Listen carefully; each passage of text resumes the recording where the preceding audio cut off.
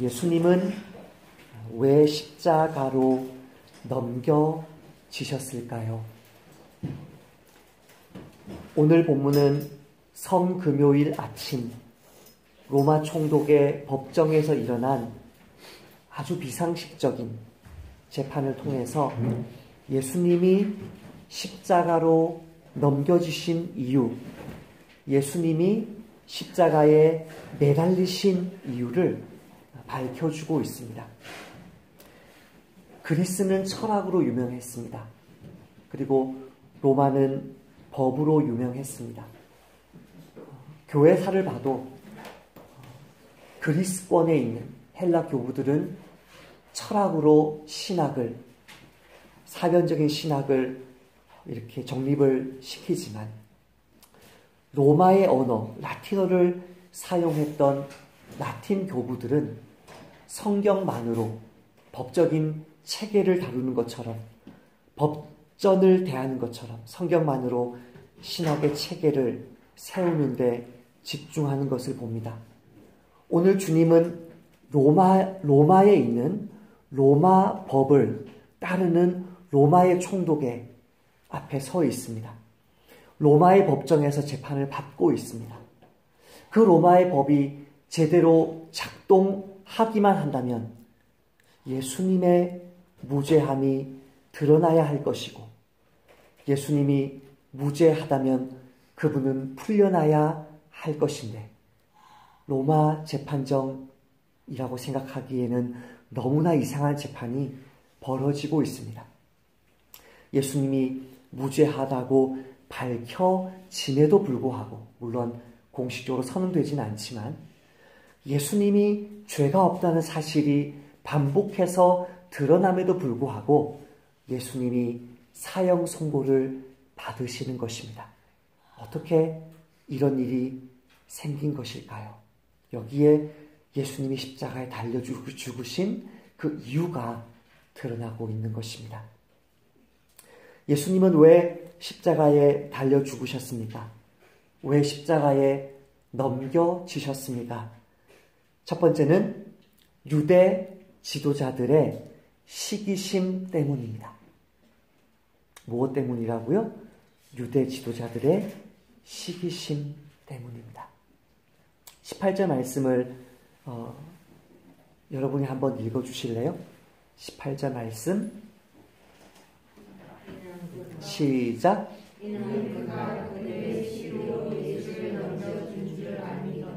아멘. 제가 읽는데 저와 여러분이 읽는 게 다른 거예요. 제가 읽고 다시 반복해서 한 두세 번을 점검을 하는데, 제가 그들의라는 말을 빼먹었어요. 이는 그가 그들의 시기로 예수를 넘겨준 줄 알미더라. 이는 그가 시기로 예수를 넘겨준 줄 알미더라.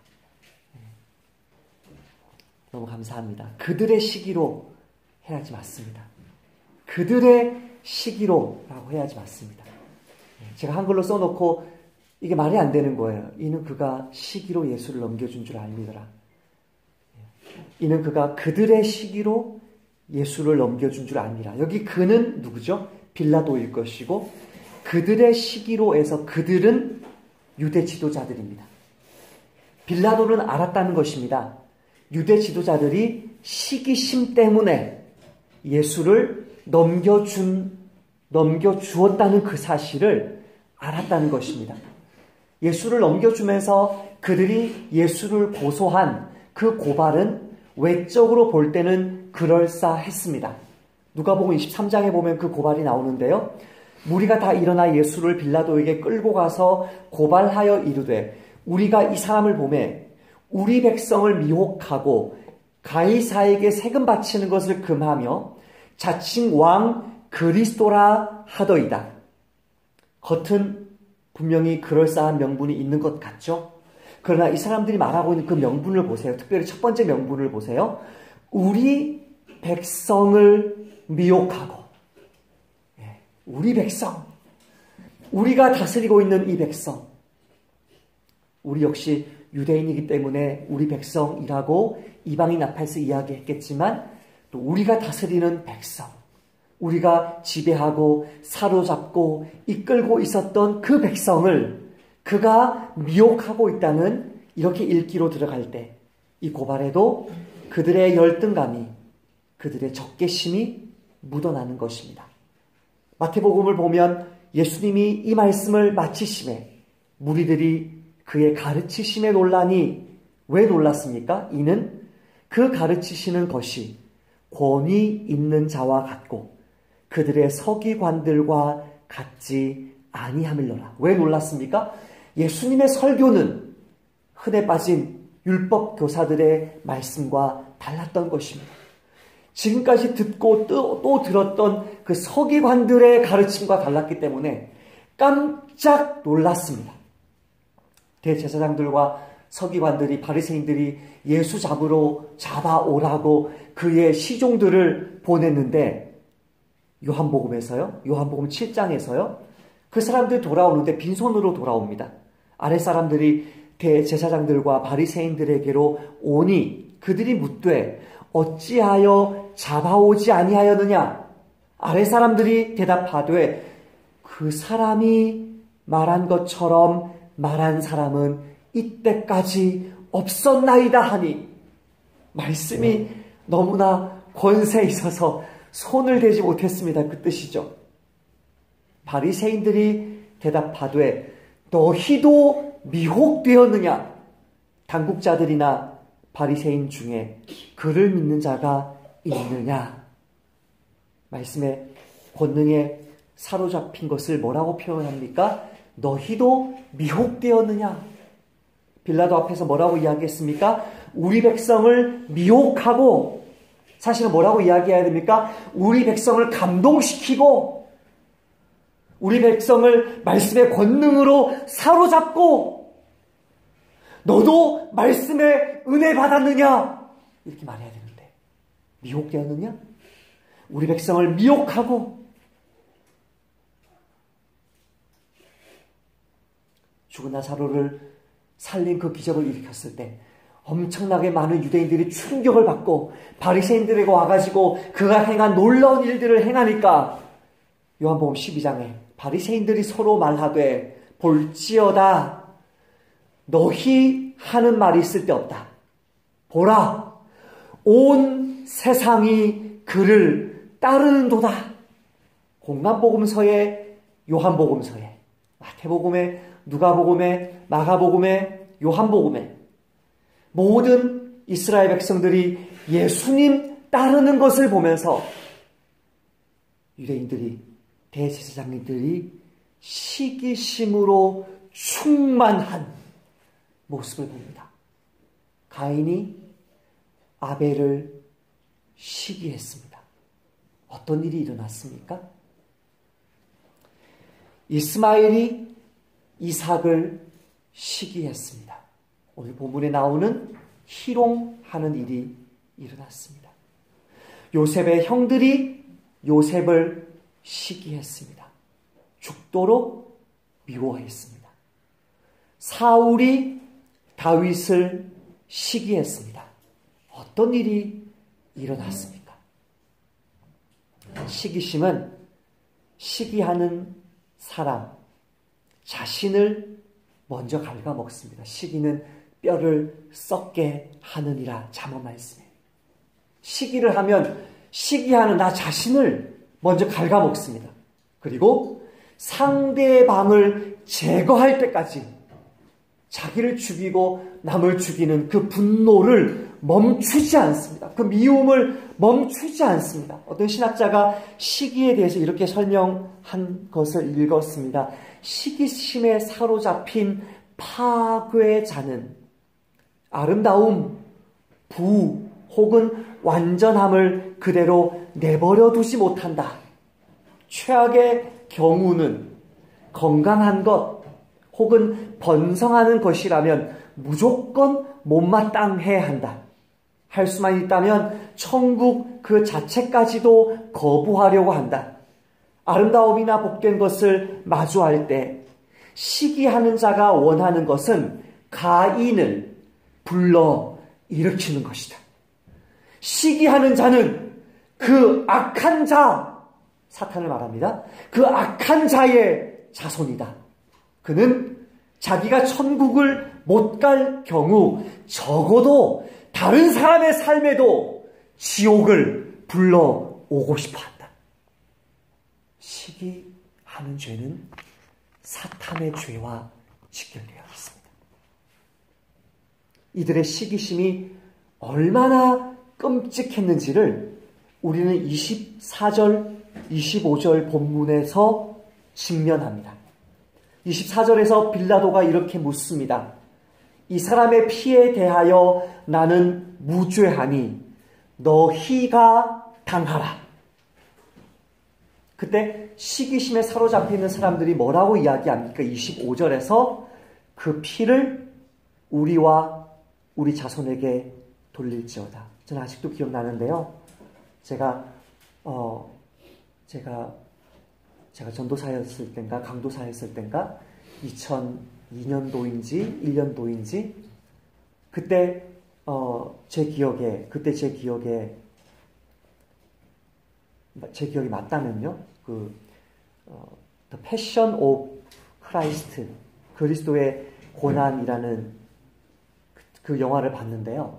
그 영화를 개봉할 때 그 영화에 있는 그 유대인들의 모든 그 언어는 아람어로 이렇게 해서 밑에 영어 자막이 이렇게 나왔는데 막강한 로비력을 가지고 있는 우리 유대인 그 단체들이 그 영화에서 그 피를 우리와 우리 자손에게 돌릴지어다. 이거 반유대주의이기 때문에 이거 반유대주의. 이거는 유대인 학살과도 연결되어 있고 지난 2000년 역사 속에서 우리 유대인이 그리스도인들에게 핍박받은 것도 연결되어 있고 이거는 반유대주의이기 때문에 이 대사 이거는 들어가서는 안 된다라고 멜 깁슨인가 어떤 그 감독에게 소송을 걸었던 그 뉴스를 봤던 기억이 납니다. 실제 영화에서 그것이 이 말로만 나오고 자막이 처리 안 됐거나 말은 안 나오고 자막만 처리되었거나 그렇게 이렇게 협상을 했던 걸로 제가 기억이 나는데 지금 있는 영화 버전에서는 어떻게 나와 있는지는 제가 잘 모르겠습니다. 그 영화에서 이게 나오긴 했습니다. 대사로 나왔든지 자막으로 나왔든지 시기심이 얼마나 무서운 거냐면요. 이 헤롯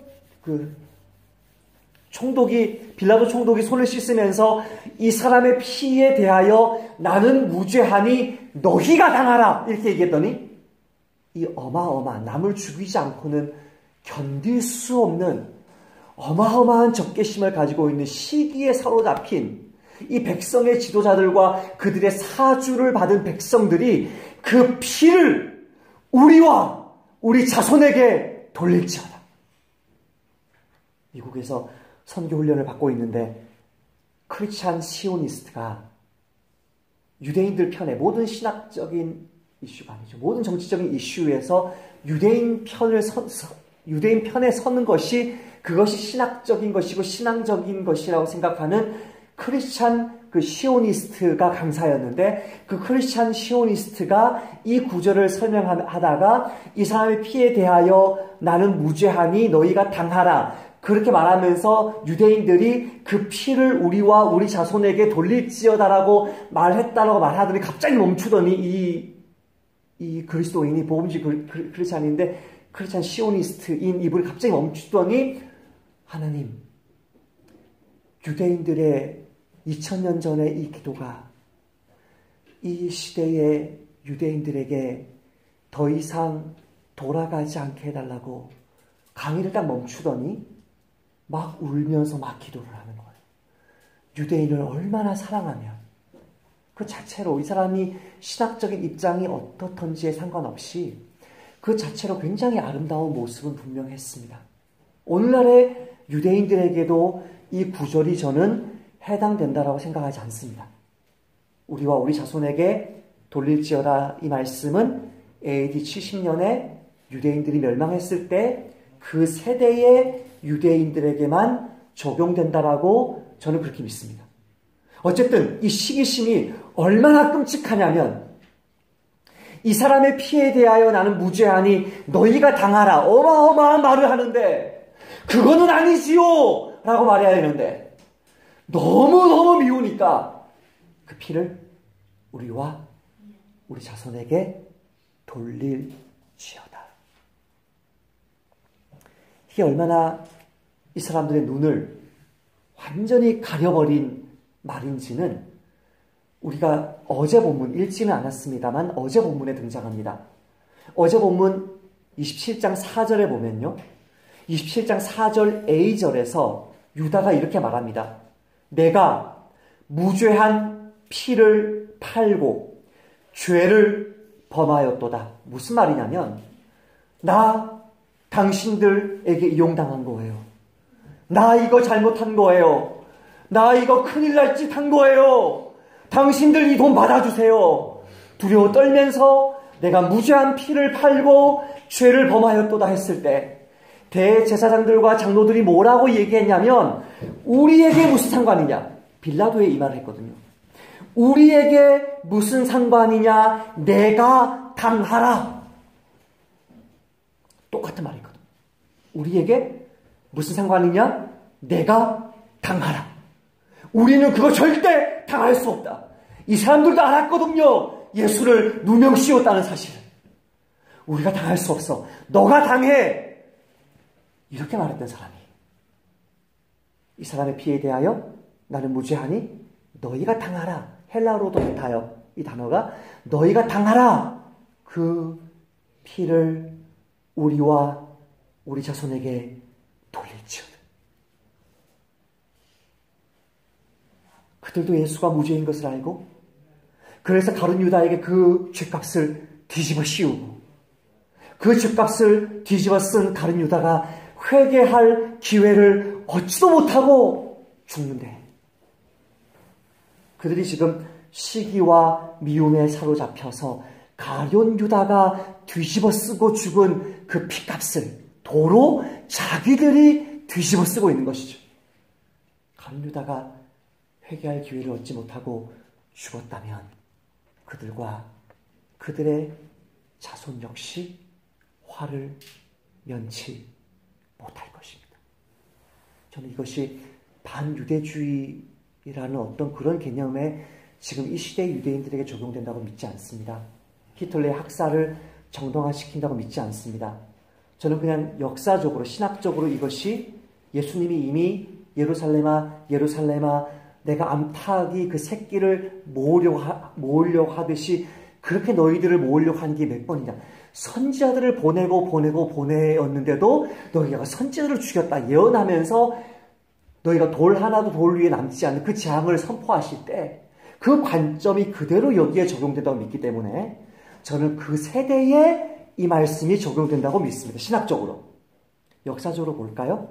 AD 70년에 예루살렘 유대인이 어떤 운명을 맞았는지를 보시면 가룟 유다의 운명과 오버랩될 것입니다. 제1차 유대 로마 전쟁인데요. 66년부터 73년까지. 유대 사람들이 몇 명이 싸웠냐면 120만 명이 싸웠습니다. 로마 군인이 몇 명 왔냐면 8만 명 왔습니다. 근데 이 8만 명이 120만 명을 거의 몰살시킵니다. 67년 전쟁 발생한 1년 후죠. 67년 갈릴리 요타, 파타, 요새가 함락되는데 4만 명이 사망하고 1200명만 포로로 잡히니까 전몰한 거, 전몰. 포로로 항복한 사람이 없다는 거예요. 4만 명 대부분이 자살했어, 자살. 4만 명 대부분이. 칼에 찔려 죽은 게 아니고 자살합니다. 포로로 잡히느니 우리는 죽는다. 69년 예루살렘 성 안에 남아있는 이 120만 명, 69년에 항복을 주장하는 이 반란군 지도자들, 유대인들이죠. 온건파들이죠. 항복을 주장하는 반란군 지도자들이 전부 다 동료 열심당원 유대인들에게 학살당합니다. 동료가 동료들을 죽였습니다. 결사항전하자면서 식량을 불태워버립니다. 그 성 안에 있는. 스스로 수많은 주민들이 아사합니다. 탈출하려는 동료 유대인들을 족족 잡아서 십자가에 못 박습니다. 10,000명이 예루살렘 성 주변으로 십자가에 못 박혀 죽습니다. 70년 티토스 장군이 8월 10일에 성전을 파괴하는데 사망한 사람만 110만 명입니다. 포로는 9만 7천 명밖에 되지 않습니다. 마지막 지금도 유대인들이 군인에 복무하죠. 여성, 남성 다. 그 군인들이 복무하고 훈련 마치며 마지막으로 가는 코스가 마사다인데 예루살렘 그 서남 쪽에 30km 떨어져 있는 마사다 요새인데 아마 보셨을 거예요. 마사다 요새. 그냥 광야에 산 하나, 돌산 하나 이렇게 있는 요새예요. 마지막으로 마사다 요새가 73년에 함락되는데 급진파들 마지막 모여있는 이 마사다에 역시 자살합니다. 유다가 혼자 뒤집어 쓰게 하고 자살하게 했던 그 죄, 예수님의 피값, 무죄한 자의 피 흘리는 그 피값, 시기심에 완전 사로잡혀서 우리에게, 우리 자손에게 돌릴지어다라고 말했던 그 말이 그대로 그 세대에게, 살아있는 그 아들 세대에게 AD 70년 중심으로 66년부터 73년까지 그대로 역사적으로 성취됩니다. 이거는 반유대주의 구절이 아닙니다. 에드먼드 스펜서 1500년대 영국 시인인데요. 그분이 envy, 시기라는 시에서 이렇게 시기의 무서움을 이야기합니다. 그리고 그의 옆 굶주린 늑대의 등에는 심술궂은 시기가 올라탔다. envy가 올라탔다. 아구창 걸린 이빨 사이로 독즙 뿜는 두꺼비를 여전히 질겅거리며 독즙은 턱 주변으로 온통 흘러내렸다. 하지만 남몰래 시기는 자기 목구멍을 씹었다. 시기심이 얼마나 남을 죽이고 자기를 죽이는지에 대한 고전적인 시죠. 예수님이 십자가에 달려 죽은 뒤에 그 예수님의 몸된 교회를 향해 시기심이, 분노가, 위협이, 살기가 충만했던 사울에게 예수님이 이렇게 말씀하십니다. 사울아, 사울아, 내가 어찌하여 나를 박해하느냐? 주여 누구시니까? 나는 내가 박해하는 예수라 하셨기 때문에 오늘날 예수님을 시기하는 죄는 여전히 예수님의 몸된 교회의 지체를 시기하는 죄로 남아 있습니다. 그 사람이 목사이든 선교사이든 성도든. 그러므로 예수님을 시기한 유대 지도자들의 죄와 예수님의 몸된 지체를 시기한 우리의 죄가 죄 없으신 예수님을 십자가에 못 박도록 넘겨주었습니다. 두 번째로 총독 빌라도의 두려움이 예수님을 십자가에 넘겨줍니다. 빌라도는 유대 지도자들의 시기심을 단박에 알아차렸습니다. 그의 아내를 통해서 불신자가 받을 수 있는 최고의 강력한 초자연적인 경고인 꿈을 통해서 경고받았습니다. 예수님의 무죄를 확신했습니다. 어찌미냐? 무슨 악한 일을 하였느냐? 하지만 결국 그는 군중의 압박과 위협에 무릎을 꿇고 맙니다. 최근에 낙태죄를 폐지해야 한다는 무죄한 태아의 피를 흘려도 좋다는 어마어마한 결정이 우리나라에서 내려졌습니다. 무죄한 생명의 피를 흘리는 죄가 얼마나 무서운지 모르고 이게 인권이라고, 이게 어마어마한 결정을 한국이 내렸습니다. 이것이 어떻게 한국 사회에, 어떻게 한국 이 세대에, 어떻게 그 헌법재판관들에게 이 피값이 돌아가게 될지는 과학적으로 측량하기가 불가능할 것입니다.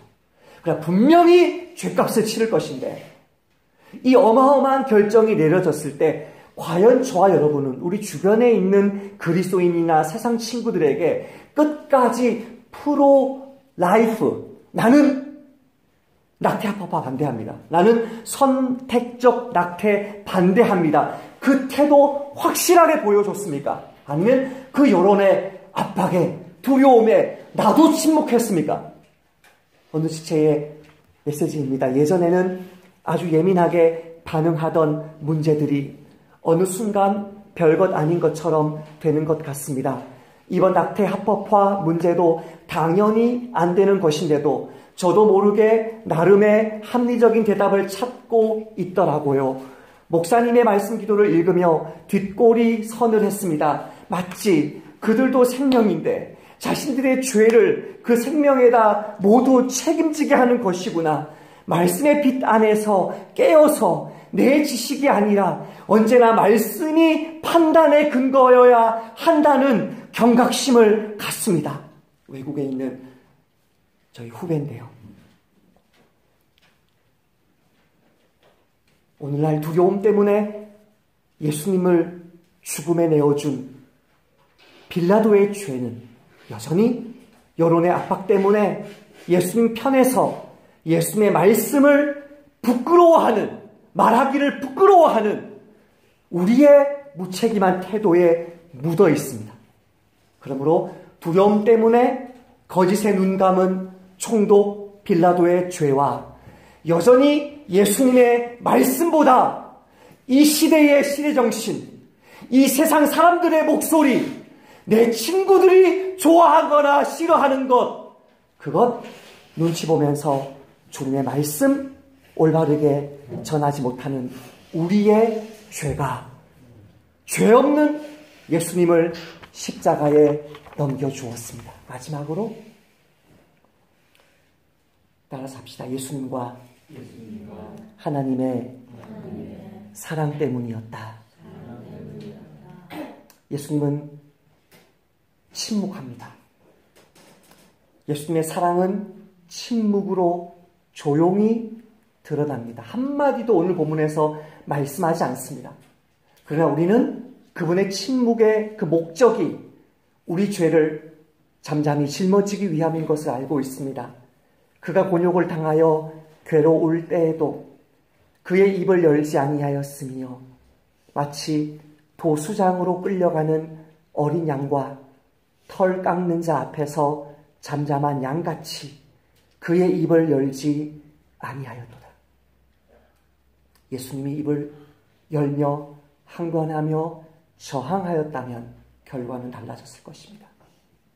두 번째로 하나님의 사랑은 바라바라는 인물을 통해 강력하게, 암시적이나 강력하게 드러나고 있습니다. 죽어마땅한 죄인 바라바의 무죄 방면은 우리 죄를 대신 짊어지신 예수님을 통해 하나님이 이 세상에 확증하시는 자기 사랑의 예고편이요, 실화요, 맛보기입니다. 하나님이 죄를 알지도 못하신 이를 우리를 대신하여 죄로 삼으신 것은 우리로 하여금 그 안에서 하나님의 의가 되게 하려 하심이라. 그리스도의 사랑이 우리를 강권하시는도다. 우리가 생각하건대 한 사람이 모든 사람을 대신하여 죽었은즉 모든 사람이 죽은 것이라. 오늘 주간 하기 전에, 시작되기 전에 십자가를 만들어서 이 앞에 세울 수 있으면 얼마나 좋을까 한번 생각을 해보았습니다. 여러분 앞에 십자가가 있다고, 예수님의 십자가가 서 있다라고 한번 생각을 해보십시오. 바로 그날 아침입니다. 한 사람은 총독이 풀어주고 한 사람은 십자가형으로 넘겼습니다. 같은 자리에서 선언이 됩니다. 바로 그날 아침에 사망에서 생명으로 옮겨진 바라바는 대제사장들과 바리새인들의 시기 때문에, 총독 빌라도의 두려움 때문에, 침묵하신 예수님의 사랑, 대신 바라바 자신을 내어주신, 그 자리를 바꾸어 주신 하나님의 사랑을 구체적으로 이해하지는 못했다 할지라도, 왜 저 사람 채찍질 당하고 희롱당하고 십자가로 끌려가는 거지? 야, 나는 이게 무슨 복이래? 왜 저 사람은 죽어야 되고 나는 살아나게 된 거지? 한 번이라도 곰곰이 생각해 보지 않고서 어떻게 그날을 보낼 수 있었겠습니까? 십자가에 달린 예수님 보면서 저 예수님 자리가 내 자리구나, 그 생각한 것입니다. 그가 모든 사람을 대신하여 죽으심은 살아있는 자들로 하여금 다시는 그들 자신을 위하여 살지 않고 오직 그들을 대신하여 죽었다가 다시 살아나신 이를 위하여 살게 하려 하심이라. 유대인들의 시기심 때문이었습니다. 빌라도의 두려움 때문이었습니다.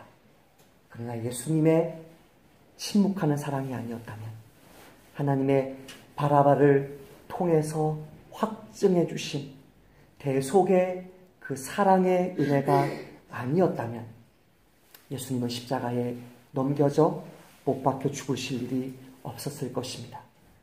정말 무죄인데, 죄가 없는데 십자가에 달려 죽으신 이 이해할 수 없는 비상식적인 재판 속에서 이 아침에 그 십자가에 달려있는 그 주님이 달려있는 것이 아니라 사실은 내가 그 자리에 달렸어야 했고, 주님 달리실 때 내가 함께 죽었다는 그 사실 묵상함으로